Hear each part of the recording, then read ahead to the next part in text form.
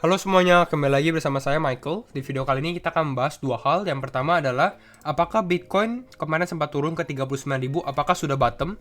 Dan kedua, kita akan membahas juga apakah kita sudah boleh beli cryptocurrency lagi nih? Apakah kita sudah masuk ke dalam path to recovery juga? Nah, kita akan membahas dua hal itu.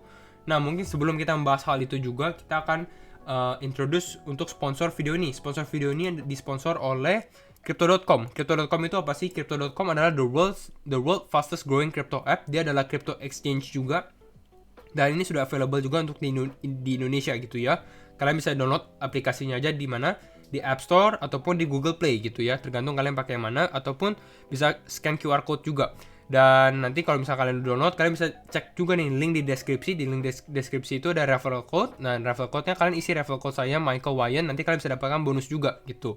Nah, kita bisa perhatikan di sini bahwa Crypto.com ini apa sih kelebihannya? Yang pertama adalah penampilannya cukup sleek, yang cukup elegan juga dan simple gitu. Jadi kalau kalian yang awam, Crypto.com ini salah satu menjadi exchange yang cukup simple. Lalu yang kedua itu sebenarnya Visa Card sih. Crypto.com Visa Card, di mana di sini kita bisa mendapatkan kartu, bisa dibilang tanda kutip kartu debit gitu ya. Lalu yang ketiga itu staking. Nah, mungkin saya harus ketahui dulu kalau Visa Card ini belum available di Indonesia ya, tapi belum, berarti masih ada proses lah. Lalu yang ketiga adalah staking. Nah, mungkin kita akan langsung masuk aja ke dalam video kita, ke topik kita. Nah, mungkin kita update dulu nih untuk keadaan market crypto hari ini bagaimana. Relatif sebenarnya koreksi ya, walaupun ada beberapa altcoin kita lihat ini masih cukup naik. Kita lihat beberapa aksi Infinity, ada Theta, ada TView, FTM gini ya. Udah beberapa masih cukup naik, tapi banyakkan sih mengalami koreksi ya, gitu ya. Nah, mungkin kita lihat juga Crypto Fear and Greed Index bagaimana. Untuk Crypto Fear and Greed Index kita bisa lihat di sini 21. Jadi kita di Extreme Fear, ini pertama kalinya kita ke Extreme Fear lagi ya. Sejak kapan? Sejak waktu kita drop di bulan Mei. Kita bisa perhatikan di sini di bulan Mei kita drop sampai ke level berapa nih? Sampai ke level 12-an gitu ya. Orang-orang Extreme Fear banget. Nah, sekarang kita juga drop nih. Tandanya sebenarnya Extreme Fear ini salah satu tanda good opportunity to buy atau untuk membeli. Tapi kita lihat dulu nih apakah sekarang sudah waktu yang tepat untuk membeli juga.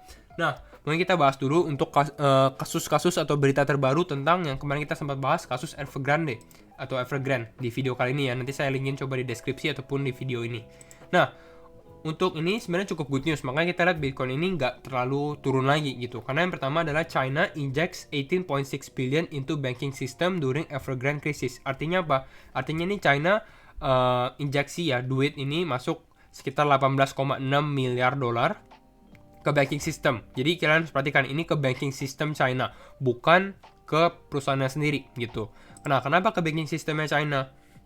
Karena mungkin kalau menurut saya ya, ini bukan menurut saya juga sih, tapi ini kalau kita lihat dari sini ya mungkin ini untuk menenangkan market juga. Karena kita lihat bahwa the PBOC itu siapa? PBOC adalah the People's Bank of China.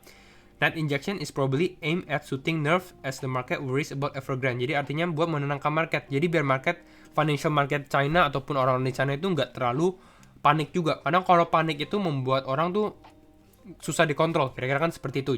Jadi dengan adanya 18.6 billion ini atau 18,6 miliar ini masih bisa menenangkan situasi lah, kira-kira seperti itu. Jadi nanti kita lihat nih update-nya bagaimana gitu ya. Nah, mungkin kita masuk sekarang ke dalam on-chain kita, on-chain data. Nah, ini menarik juga. Nah, on-chain data sebenarnya kalau misalnya di sini on-chain datanya bullish, bukan berarti kita akan langsung naik gitu ya. Jadi bukan berarti on-chain ini biasanya kalau menurut saya ini lebih ke arah beberapa bulan ke depan. Kita bisa lihat beberapa bulan ke depan, bukan untuk besok tuh bagaimana gitu ya. Nah, kita perhatikan bahwa yang pertama adalah on-chain data ini. Saya coba jelaskan ya. Yang pertama warna biru adalah strong-handed investor, adalah orang-orang yang sudah lama memegang Bitcoin gitu ya, strong-handed. Lalu yang warna oranye ini adalah Bitcoin yang di taken off exchanges. Jadi yang dikeluarkan dari exchange, di wallet exchange lah istilahnya. Nah, keduanya ini melihat ada indikasi bullish, ada kenaikan gitu ya, ada kenaikan sedikit. Artinya apa? Both of these are bullish. Jadi kenapa bullish? Artinya mereka pada saat price drop, pada saat harga turun, ya mereka malah membeli, mereka malah mengakumulasi, dan mereka kan mereka membeli di exchange gitu ya. Orang-orang yang strong-handed investor ini, mereka beli di exchange. Setelah mereka beli, mereka kirim Bitcoin mereka ke cold wallet ataupun ke external wallet gitu. Jadi buat di hodl, buat long term gitu ya. Jadi ini masih cukup, bahwa masih banyak orang yang cukup percaya diri atau confidence di dalam market ini despite the short term price uncertainty. Walaupun ada, kalau secara short term ya ada gangguan ya, kita bisa lihat sendiri kan kemarin. Nah, itu yang pertama. Yang kedua kita bisa lihat di sini whales and minnows. Whales itu paus, minnows itu sebenarnya ikan kecil ataupun mungkin kita bisa bilang ikan teri gitu ya. Ikan teri yang mempunyai kurang dari 1 Bitcoin. Itu ya ikan teri minnows. Lalu whales itu yang di atas 1000 Bitcoin. Jadi mereka punya 1000 Bitcoin. Dan di sini kita bisa lihat bahwa whales ini mereka adding Bitcoin lagi. Jadi mereka membeli Bitcoin lagi. Kita lihat ada spike sedikit, berarti artinya mereka membeli Bitcoin, mungkin harganya sudah cukup murah, mereka coba akumulasi lagi gitu ya. Dan untuk orang-orang yang baru beli Bitcoin di sini ya, yang punya kurang dari 1 Bitcoin, ini naik terus nih. Artinya apa? Artinya banyak orang yang dulunya nggak kenal cryptocurrency, mereka baru kenal cryptocurrency juga. Mungkin salah satunya dari kalian juga gitu ya. Nah, kita bisa lihat di sini ada kenaikan yang cukup stabil sih, naik terus gitu. Artinya ya orang-orang melihat cryptocurrency ini menjadi salah satu instrumen investasi yang baru dan cukup menarik gitu, dan ini cukup bullish juga. Nah, mungkin itu untuk on-chain datanya. Nah, kita bahas nih 2 event yang kita nantikan yang bisa menggerakkan market juga nih. Jadi ini masih cukup penentuan juga. Yang pertama adalah Federal Open Market Committee atau FOMC. Nah, FOMC ini apa? FOMC ini adalah meeting yang diadakan oleh the Fed Bank gitu. Jadi ini adalah Central Bank Amerika sendiri dan sangat dinantikan juga. Apalagi kalau misalnya mereka membahas tapering. Tapering sebenarnya kita sudah bahas, kita nggak usah bahas tapering itu apa dan lain-lain ya, karena itu bakal take satu video lagi. Saya sudah pernah bahas juga, nanti saya coba linkin juga nih video tapering itu apa gitu ya. Nah, tanggal yang kita harus lihat ini bahwa di September 21 atau September 22. Dan kalau misalnya berarti di waktu Indonesia ini biasanya berarti sekitar di September 23 kita baru bisa lihat nih hasil kira-kira tapering conference-nya itu apa, mereka ngomongin apa gitu ya. Tapi kalau untuk tapering sendiri, kalau kalian tanya pendapat saya, harusnya ini mereka sedikit delay juga. Jadi mungkin tapering bakal diadakan di quarter 4 ataupun di quarter 4 tahun ini ya, berarti Oktober, November atau Desember, ataupun di awal tahun depan, kira-kira seperti itu untuk taperingnya sendiri. Nah, berarti untuk secara short term, kalau misalnya seperti itu, berarti masih cukup oke lah untuk beberapa minggu ke depan. Untuk Bitcoin misalnya mau recovery masih cukup bisa. Nah, lalu yang kedua yang kita harus perhatikan juga adalah Bitcoin futures. Jadi kita harus perhatikan juga bahwa biasanya di akhir bulan ya, kita bisa lihat di sini Bitcoin futures expired the last Friday of the month. Biasanya setiap akhir Jumat terakhir lah di dalam bulan itu gitu ya. Dan kalau misalnya kita lihat di bulan September, Jumat terakhirnya itu kapan? Jumat terakhirnya itu di tanggal September 24 gitu ya, 24 September. Jadi biasanya kalau misalnya optionnya mau close gitu ya, futuresnya expired gitu ya, biasanya akan mengalami sedikit kenaikan volatilitas di dalam market. Jadi market masih bisa dip lagi ataupun turun lagi gitu. Pertanyaannya adalah apakah setelah kita mengalami big dump ini kita masih bisa mengalami penurunan lagi gitu dengan adanya options yang mau expired, tapi masih tetap dinanti-nantikan sih. Jadi kalau misalkan kalian tanya lebih baik masuknya kapan, kalau menurut saya sih lebih baik masuknya mungkin setelah optionnya expired, atau berarti sekitar minggu depan. Nanti kita lihat nih keadaan market minggu depan bagaimana gitu ya kira-kira. Nah, mungkin kita masuk aja sekarang ke dalam analisa teknikal. Yang pertama yang kita harus perhatikan, mungkin ini kelanjutan dari kemarin. Kemarin kita sempat membahas tentang 3 alasan penting menjadi penentu market crypto. Kita sempat membahas tentang moon phase. Moon phase itu apa? Indikator tentang bulan gitu. Untuk sebagai update, yang pertama yang saya mau kasih lihat bahwa sekarang full moon kita sudah terjadi gitu. Jadi kalau misalnya kalian yang belum nonton video sebelumnya, kalian bisa nonton video ini. Nanti saya linkin juga di deskripsi ya. Full moonnya ini sudah bereaksi, jadi sudah ada gitu ya. Dan tandanya full moon ini sebenarnya bukan tanda kita ini oke, full moon terjadi berarti ini bottom kita. Sebenarnya nggak bisa seperti itu. Kita nggak bisa lihat seperti itu ya. Karena kita bisa lihat nih dari previous case juga, pada saat full moon terjadi sebenarnya kita masih bisa lihat bottom selanjutnya gitu. Kalau misalnya kita full moon di sini, kita masih lihat nih bottomnya kita masih ada mengalami penurunan lagi, kira-kira seperti itu. Lalu kita bisa lihat dari beberapa case selanjutnya juga nih, bahwa setelah habis full moon kita sempat mengalami dip lagi gitu. Tapi intinya apa? Full moon, new moon ini intinya adalah untuk tren aja. Jadi kalau misalnya dari full moon ke new moon, biasanya ini trennya positif. Biasanya trennya naik. Kita bisa perhatikan di sini ya. Trennya naik kalau dari warna kuning ini ke warna putih, istilah full moon ke new moon. Nah, sebaliknya kalau new moon ke full moon biasanya trennya itu bearish atau sedikit mengalami penurunan. Nah, kita bisa lihat juga nih, bearish kan? Nah, tapi kita nggak usah detail karena kita sudah bahas juga nih di video sebelumnya kan tentang moon phase ini. Nah, kita akan bahas sekarang tentang teknikalnya aja. Kita lebih detail ke sini karena kita belum bahas khusus gitu ya. Nah, untuk teknikalnya yang pertama saya mau bahas itu adalah pattern yang sempat saya bahas juga di beberapa video sebelumnya juga. Itu adalah pattern yang cukup similar. Itu di sini. Kita bisa perhatikan pattern ini yang sebelah kiri ini lebih besar, dan ini kayak miniaturnya nih, atau pattern kecilnya itu yang kita alami sekarang. Dan kita bisa compare dua pattern ini.